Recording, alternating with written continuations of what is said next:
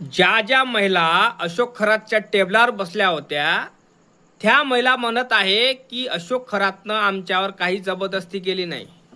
आम्ही आमच्या मनानं आलो होतो आणि त्याच्या टेबलावर बसलो आणि टेबल विधी केली. त्याच्या टेबल विधीमुळं आम्हाला लेकरं होत नव्हते, ते लेकरं झाले.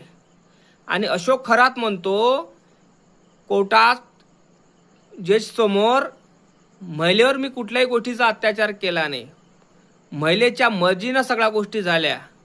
मी फक्त त्यांना एकच सांगितलं, हे अशा अशा पद्धतीच्या विधी आहे, हे तुम्हाला करा लागन.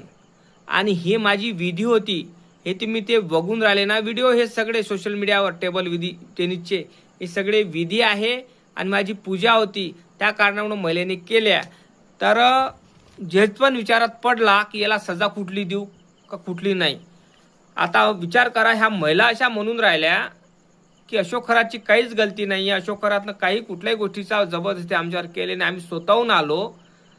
तर टेबल विधीच्या नावानं यानं काय कांड केले काय नाही हे तुम्हाला दिसून राहिले. पण आपण जे व्हिडिओ पाहिले, आपण त्या व्हिडिओमध्ये सगळ्या महिला स्वतःच्या मनानं करून राहिल्या, खुश आहे, आनंदी आहे, आनंदात सगळ्या गोष्टी करून राहिल्या. असं वाटलं त्याच्या मनानं सगळ्या गोष्टी होऊन राहिल्या. आणि कुठल्याही महिला टेबलावर बेशुद्ध पडलेल्या दिसल्या नाही. दिसल्या काय, खुश होत्या सगळ्या त्या, म्हणजे होश आवाजात होत्या. त्याला माहीत होतं कोण काय करू राहिलं कोण नाही.